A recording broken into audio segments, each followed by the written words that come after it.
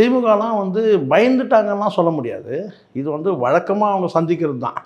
இப்போது நம்ம வருஷத்துக்கு ஒரு முறை சொல்லுவோம் நமக்கு. உங்களுக்கு உங்களுக்கு தெரியுமா, எனக்கு கூட இருக்குது கேட்டா. வருஷத்துக்கு ஒரு முறை தலைவலி வரும். இல்லை 6 மாதத்துக்கு ஒரு முறை வந்து பார்த்தீங்கன்னா வந்து ஜுரம் வரும். இப்படி இருக்குல்ல. அந்த மாதிரி ஒரு 5 வருஷத்துக்கு ஒரு முறை, ஒரு 10 வருஷத்துக்கு ஒரு முறை இப்படியான ஒரு தலைவலி அவங்களுக்கு வரும். சரி, அது வந்து அவங்களுக்கு அந்த என்ன டேப்லெட் போட்டு சரி பண்ணணுன்றது அவங்க காலகாலமாக செஞ்சுட்டு வராங்க. அது மாதிரி தான் இதுவும். விஜயோட அரசியல் கிட்டத்தட்ட அப்படி தான்.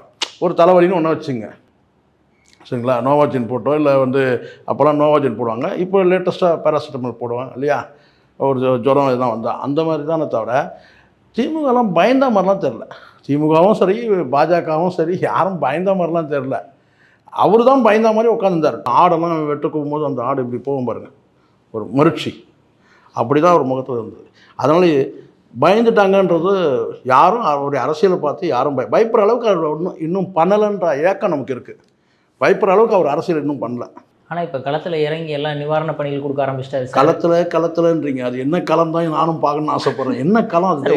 ஒவ்வொரு நகர்வாக நிகழ்த்திட்டு வர்றாரு சார். எடுத்த உடனே போய் உடனே சரி என்ன சார் எப்படி பிப்ரவரி மாதம் கட்சி தொடங்கி அக்டோபர் மாதம் ஆகஸ்ட் மாதம் கொடி அறிவித்து, அதுக்கப்புறம் வந்து அக்டோபர் மாதம் மாநாடு அறிவித்து, இதுவா சார் இது என்ன சார் இது? அதுக்கப்புறம் வந்து பார்த்தீங்கன்னா வந்து ஒரு பொது நிகழ்ச்சியில் கலந்துக்கிற ஒரு மாதம் கேப் எடுத்து, இது கல அரசியல் இல்லைல்ல.